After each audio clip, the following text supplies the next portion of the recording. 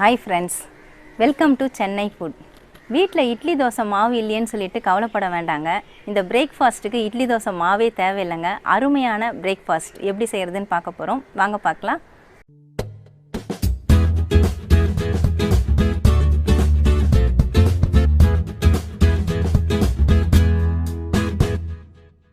தோசைக்கு மாவு மிக்ஸ் பண்ணுறதுக்காக ஒரு மிக்சிங் பவுல் எடுத்துக்கோங்க. நான் 1 கப் அளவுக்கு கோதுமை மாவு எடுத்துருக்கேன். அதை இதில் சேர்த்துக்கலாம். இது கிட்டத்தட்ட 100 கிராம் அளவுக்கு இருக்கும். 1 கப்பு கோதுமை மாவுக்கு 2 ஸ்பூன் அளவுக்கு ரவை சேர்த்துக்கலாம். 2 ஸ்பூன் அளவுக்கு அரிசி மாவு, வீட்டில் இருக்கக்கூடிய அரிசி மாவை நீங்கள் சேர்த்துக்கலாம். இந்த ரவையும் அரிசி மாவும் சேர்க்கறதுனால தோசை நல்லா முறுமுறுப்பாக வரும். உப்பு தேவையான அளவு நான் 1/2 ஸ்பூன் அளவுக்கு சேர்த்துருக்கேன். இதை நல்லா கலந்து விட்டுக்கலாம். நம்ம வீட்டில் இட்லி தோசை மாவு அரைக்க முடியாத சமயங்கள்லாம் இந்த மாதிரி கோதுமை மாவு வச்சு அருமையான பிரேக்ஃபாஸ்ட் ரெடி பண்ணிடலாங்க. சட்டுன்னு ரெடி பண்ணி கொடுத்துடலாம். நம்ம வெறும் கோதுமை மாவு போட்டு தவாவில் ஊற்றி செய்யும் பொழுது சில நேரம் ஒட்டிட்டு வரும், தோசை சரியாக வராது. அது கூட இந்த ரவையும் அரிசி மாவையும் சேர்த்து நம்ம தோசை செய்யும் பொழுது தோசை நல்லா முறுமுறுப்பாகவும் இருக்கும். நம்ம சுட்டு எடுக்கிறதுக்கும் ரொம்பவே ஈஸியாக இருக்குங்க. பாருங்கள், நல்லா கலந்து விட்டுட்டேன். தேவையான அளவு தண்ணி சேர்த்துக்கலாம். நான் இந்த கப்பில் தான் கோதுமை மாவு எடுத்திருந்தேன். அதனால் இந்த கப்பில் 2 கப் அளவுக்கு தண்ணி நான் அளந்து வச்சுருக்கேன். அது இதில் சேர்த்துக்கலாம். நீங்கள் தண்ணி சேர்க்கும் பொழுது கொஞ்சம் கொஞ்சமாக ஊற்றி மிக்ஸ் பண்ணணும்னு அவசியம் இல்லைங்க. மொத்தமாகவே சேர்த்துக்கலாம்.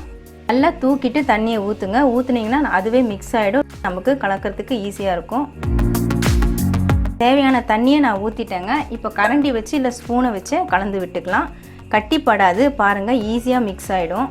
இந்த மாதிரி மிக்ஸ் பண்ணும்பொழுது நீங்கள் ஈஸியாக மிக்ஸ் பண்ணிடலாம்.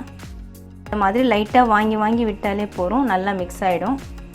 நான் ஃபஸ்ட்டு 2 கப்பு தண்ணி ஊற்றிருந்தேங்க. கொஞ்சம் மாவு தண்ணியாக எனக்கு வேணும். அதனால் மறுபடியும் ஒரு 1/2 கப்பு அளவுக்கு நான் தண்ணி சேர்த்துருக்கேன். மொத்தம் 2.5 கப்பு சேர்த்துருக்கேன். நான் கை போட்டு கரைக்கவே இல்லைங்க. இந்த ஸ்பூன்லேயே தான் ஃபுல்லாக கலந்தேன். பாருங்கள், ஒரு சின்ன கட்டி கூட இல்லை. அந்தளவுக்கு மாவு ஈஸியாக கரைஞ்சிருச்சு. இதே மெத்தடில் நீங்கள் மாவு கரைச்சிக்கிட்டீங்கன்னா ஈஸியாக இருக்கும். நீங்கள் திக்காக வேணும்னா 2 கப்பு தண்ணியோடய நிறுத்திக்கோங்க. எனக்கு கொஞ்சம் தண்ணியாக வேணும், ரவா தோசை மாதிரி நான் ஊற்ற போகிறேன். அதனால் 2.5 கப் அளவு தண்ணி சேர்த்துருக்கேன். கொஞ்சமாக இதில் வெங்காயம் சேர்த்து விட்டுக்கலாம். சின்ன வெங்காயத்தை பொடியாக நறுக்கி வச்சுருக்கேன். கொஞ்சமாக இதில் சேர்த்து விட்டுறேன். அவ்வளவுதாங்க, நமக்கு தோசை மாவு ரெடி ஆகிடுச்சு. இப்போ நாம் தோசை தவாவில் ஊற்றுறதுக்கு ஸ்டார்ட் பண்ணிடலாம். தோசை ஊற்றுறதுக்காக நான் அடுப்பு ஆன் பண்ணிவிட்டு அடுப்பில் தவா வச்சுருக்கேங்க. நான் நான்ஸ்டிக் தவா தான் யூஸ் பண்ணுறேன். சப்போஸ் நீங்கள் இரும்பு தவா யூஸ் பண்ணுறதா இருந்தால் ஃபஸ்ட்டே எண்ணெய் ஊற்றிட்டு கொஞ்சம் நல்லா தேய்ச்சி விட்டுட்டு அதுக்கப்புறம் தோசை ஊற்றுங்க. இது நான்ஸ்டிக் தவான்றதுனால நான் ஃபஸ்ட்டு எண்ணெய் ஊற்றலை, அப்புறமா தான் ஊற்றணும். இப்போ மாவை ஊற்றி விட்டுடலாம். சாதாரணமாக தோசை ஊற்றுற மாதிரி ஊற்றக்கூடாதுங்க. அப்படியே அள்ளி பரவலாக ஊற்றணும். நம்ம ரவா தோசைலாம் ஊற்றுவோம் பாருங்கள், அந்த மாதிரி தான் ஊற்றணும். இது லைட்டாக இப்படி பண்ணி விட்டுடுங்க, தேய்ச்சி விட்டுடுங்க. இந்த ஓட்டெல்லாம் வந்தால் பரவாயில்ல, அதை மூடணுன்ட்டு இல்லை, நான் லைட்டாக மூடி விட்டுருக்கேன். இப்போ சுற்றி எண்ணெய் ஊற்றிக்கலாம். அடுப்பு ஹை ஃப்ளேமில் வச்சுக்கோங்க. மாவு ஊற்றும் போது மட்டும் சிம்மில் வைங்க. தவா ஓவராக சூடு ஏறக்கூடாது. அதே சமயம் தவா சூடு காயாமல், நல்ல சூடு ஏறாமல் நீங்கள் தோசை ஊற்றினாலும் தோசை ஒட்டிட்டு வரும். நல்லா ஓவராக காஞ்சிட்டாலும் தோசை ஒட்டிட்டு வரும். அதனால் தவா ஓரளவுக்கு மீடியமாக சூடான உடனே நீங்கள் சிம்மில் வச்சுட்டு தோசையை ஊற்றுனீங்கன்னா தோசை கரெக்டாக வரும். வேகட்டும், அதுக்கப்புறமா திருப்பி போடலாம்.